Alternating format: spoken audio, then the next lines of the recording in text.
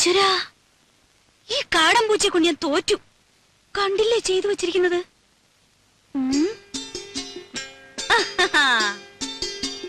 Hi. പൂച്ചയായാലും ശരി, ആരായാലും ശരി, ഇന്ന് അതിനെ പിടിച്ചിട്ട് തന്നെ ബാക്കി കാര്യം. കുറെ ദിവസമായി രണ്ടിനെ ഞാൻ തേടിക്കൊണ്ട് നടക്കും. ആഹാ, അത്ര കൊള്ളില്ലല്ലോ. പിടിച്ച ഞാൻ വെറുതെ വിടുവൊന്നുമില്ല. തൊലി ഉരിച്ച് കൊത്തി എരിഞ്ഞ് കഷ്ണം കഷ്ണമാക്കും. എന്നിട്ട് നല്ലപോലെ വിറക് കൂട്ടി തീയിട്ട് കമ്പിയെടുത്ത് കോർത്ത് മുളക് അരച്ചു പെരട്ടി ചുട്ടെടുക്കും. ആഹാ, എവിടെ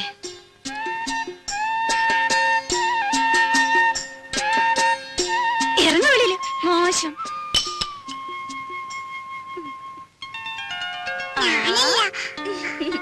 എന്റെ കുറുമ്പിക്കോതേ, നിന്നെ കൊണ്ട് ഞാൻ തോറ്റു. അച്ഛനിങ്ങി വരട്ടെ.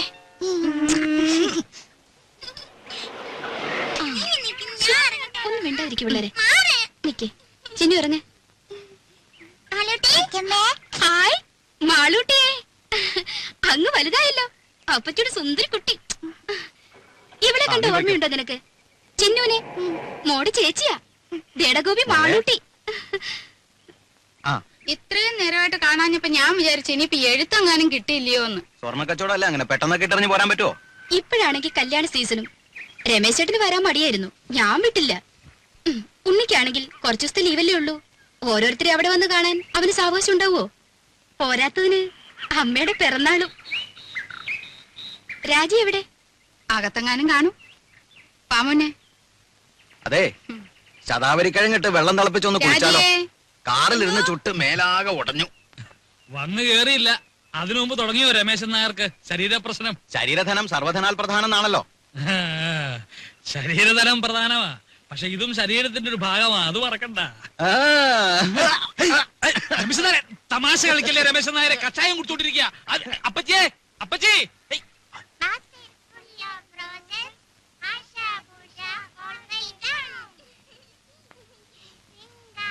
അല്ല രാജി, തിരിച്ചു പോകുമ്പോ രാജി കൂടെ കൊണ്ടുള്ള വല്ല പരിപാടി ഉണ്ടോ അവന്? ഓ, അതൊന്നും പെട്ടെന്ന് നടക്കും തോന്നണില്ല. അതിന് ഗ്രീൻ കാർഡ് കിട്ടണമെന്നൊക്കെ എഴുതിയിരുന്നു. അല്ലെങ്കിൽ ഇവിടെ നിപ്പോ അമ്മ തനിച്ചല്ലേ ഉള്ളൂ. വിലാസിനെ ചേച്ചി ഇവിടെ വന്ന് നിൽക്കുകയാണെങ്കിൽ പിന്നെ ഒരു കൈ നോക്കായിരുന്നു. അമ്മയുടെ അടുത്ത് സ്ഥിരമായിട്ട് നിൽക്കാനോ? അയ്യോ, ഞാനില്ലേ. ഉള്ള കാര്യം പറയാലോ, രാജിയുടെ അത്ര ക്ഷമയൊന്നും എനിക്കില്ല. അല്ല, സൊറ പറച്ചിൽ ഇനിയും തീർന്നില്ലേ? കുഞ്ഞുങ്ങളെ കിടത്തി ഉറക്കാൻ നോക്ക്. കാലത്ത് എഴുന്നേക്കാനുള്ളതാ, വിമാനത്താവളത്തിൽ പോണം. പോയി കിടന്ന് ഉറങ്ങിന് കുഞ്ഞുങ്ങളെ, മതി കളിച്ചത്. പോ പോ പോ, പോയി കിടന്ന് ഉറങ്ങടി, പോ. നാരായണ ഗുരുവായൂരപ്പ.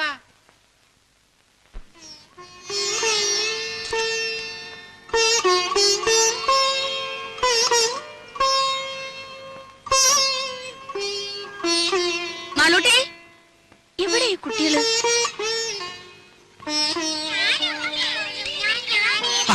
ഇതെന്നാ പണിയാ? റേഡിയേറ്ററിൽ ഒഴിക്കാനുള്ളതാ. ആ പെട്ടിയുടെ ചാവി എവിടെ വെച്ചേ? എന്തായാലും മക്കളെ ഓടാതെ വീഴും. വാ മോളെ, കയറി.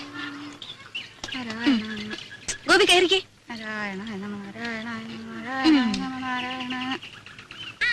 അല്ല, എല്ലാരും കൂടെ വീടടച്ചു പോയാൽ എങ്ങനെയാ?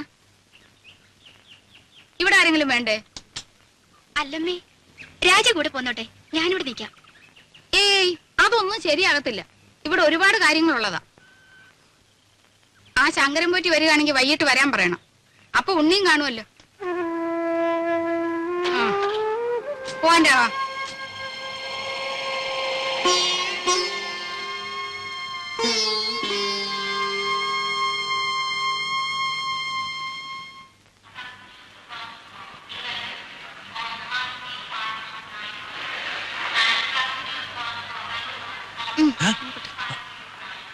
വല്ലതും മനസ്സിലായോ?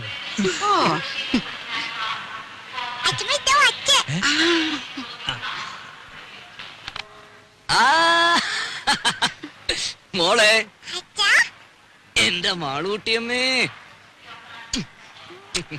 മോനെ, ദേ തുടങ്ങിയല്ലോ. ഞാൻ വരുമ്പോഴും അതെ, പോകുമ്പോഴും അതെ, ഈ കരച്ചിലത്. ഇങ്ങോട്ട് നോക്കി, ചിരിച്ചേ. ചിന്നു വിലാസിനെ പോന്നു. ഇന്നലെ അളിയോ ഞങ്ങളും ഒക്കെ ഇവിടെ ഉണ്ട്. കണ്ട് കണ്ടേ. ആ. രാജി വന്നില്ലേ? എല്ലാരും കൂടെ വന്നാൽ എങ്ങനെയാടാ ഉണ്ണിയെ? വീട്ടിലാരെങ്കിലും വേണ്ടേ?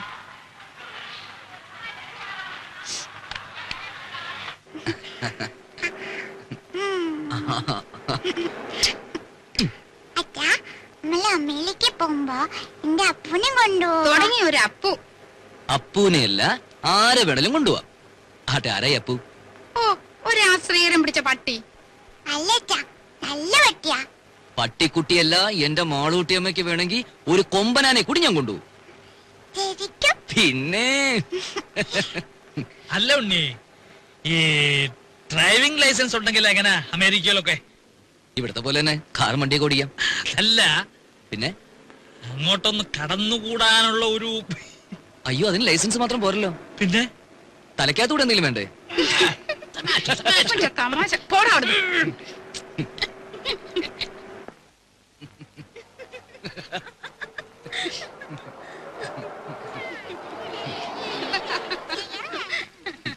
വല്ല തമാശ.